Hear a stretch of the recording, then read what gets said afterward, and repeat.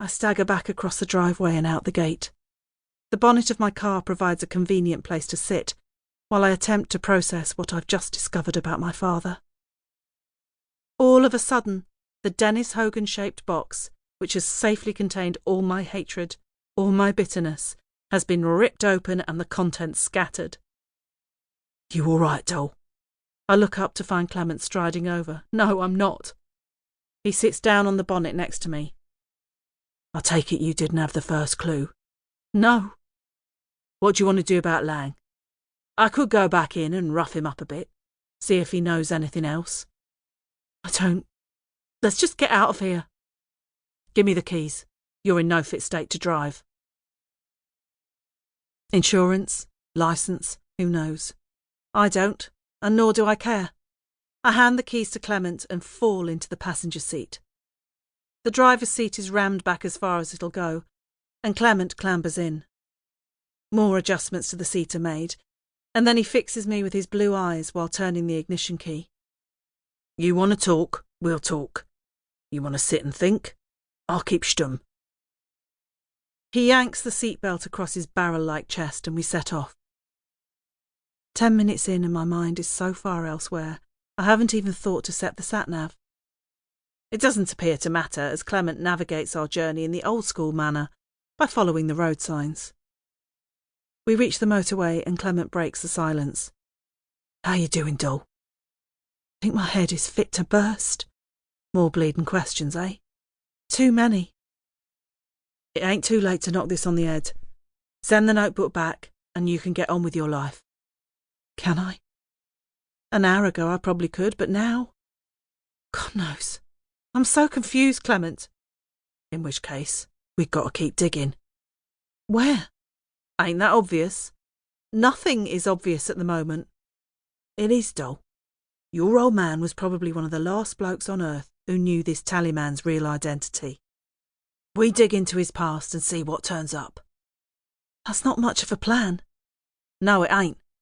But even if it don't help us identify the tallyman, you might find out what really happened. It's got to be better than not knowing. The only thing I know for sure is I know nothing for sure. If indeed we do have a soul, mine is a vacuum, as all I thought to be true has been sucked away. In some twisted way, I'd have preferred the bitterness and resentment rather than this. I feel so lost, Clement. He breathes a long sigh. You're not the only one. Without warning, he then suddenly tugs the steering wheel to the left, and the car veers across 2 lanes of the motorway. Horns blare and tyres screech as we cut across the chevrons onto a slip road. What the fuck was that? I yell, my chest pounding. This is the last services on this stretch. Thought you could do with a cuppa. A cuppa? I could do with a bloody Valium after that manoeuvre. You could have killed us. Not likely. In fairness, Clement's erratic driving has succeeded in shifting my emotional state, if only temporarily.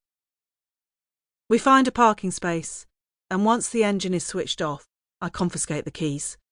I think I'll drive the rest of the way. Suit yourself. Why the sudden need for a cup of tea? We need to have a chat, work out what we're going to do. We could have done that in the car. Could I have had a piss in the car? My puckered face provides an answer. Thought not. Let's go. He extracts himself from the driver's seat. It looks like I'm having a cup of overpriced coffee, whether I want one or not. We wander across to the coffee shop, and I order our drinks, while Clement goes in search of the toilets. He returns 5 minutes later, looking less strained. Christ, you could have floated the Titanic on what I just pissed out, he remarks. Thank you for painting that picture. Just what I wanted to imagine while drinking a coffee. He sits down and peers into the paper cup. Is that tea? Allegedly. Suppose it'll have to do. Trying to purge the image of Clement urinating, I return to the point of our pit stop. What you said in the car, about feeling lost too. Why is that? This ain't about me, doll. It kinda is, Clement. For some inexplicable reason, you've chosen to help me, and if I can return the favour in any way, I want to. I help you. It helps me. That's the top and bottom of it. Perhaps you'd like to be a bit more specific. How does it help you? He shakes his head.